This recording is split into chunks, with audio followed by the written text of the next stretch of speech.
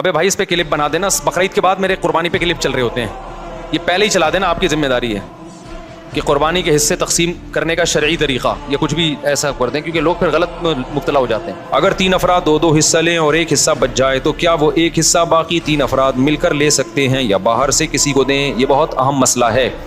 لوگ یہ سمجھتے ہیں کہ گائے میں 7 حصے ہی ضروری ہیں, جب تک وہ 7 حصے نہیں ہوں گے قربانی نہیں ہوگی. یہ بالکل غلط ہے. گائے میں زیادہ سے زیادہ 7 حصے ہو سکتے ہیں, کم سے کم 6 بھی ہو سکتے ہیں, 5 بھی ہو سکتے ہیں, 4 بھی ہو سکتے ہیں, 3 بھی ہو سکتے ہیں, 2 بھی ہو سکتے ہیں. نہیں آئی بات سمجھ میں؟ مثال کے طور پر 2 آدمی گائے لے کر آئے, آدھی ایک کی ہو گئی, آدھی ایک کی, تو 2 حصے ہو گئے. 3 آدمی گائے لے کر آئے, 1/3 ایک کی, 1/3 ایک کی, 1/3. اب یہ نہیں کہ یہ 1/3 میں آگے منہ والا حصہ تمہارا, بیچ والا, پوری گائے میں 1/3. 4 آدمی گائے لے کر آئے, یہ ایک آدمی لے کر آیا, 3 آدمیوں کو حصے بیچ دیے اس نے, ٹوٹل 4 برابر حصے کر دیے.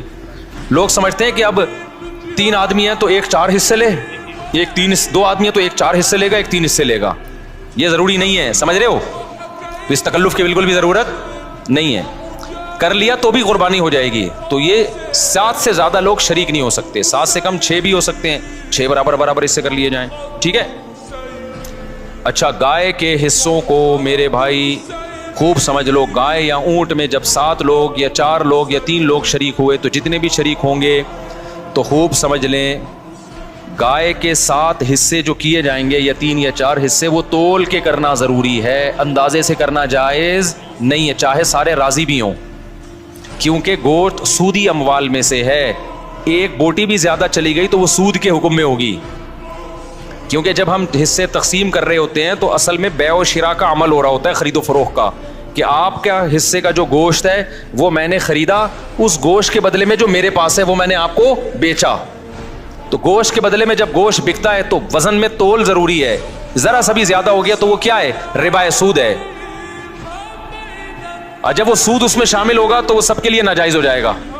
لہذا یا تو تول کے تقسیم کریں یا سود سے بچنے کے لیے ایک کام کر لیں کہ 7 حصوں میں کلیجی ملا دیں, کیونکہ جب ایک جنس میں دوسری جنس شامل ہوتی ہے پھر جو اضافہ ہوتا ہے نا وہ مخالف جنس کی طرف نسبت کر دی جاتی ہے. اس کی یہ سودی احکام ہے, سمجھ میں آ جائیں ٹھیک ہے, نہیں آئے تو پھر کسی اور وقت بیٹھ کے چھاؤں میں آئیے گا, سمجھا دوں گا بیٹھ کے. ابھی تو مسئلے پر عمل کر لیں, سمجھ رہے ہو؟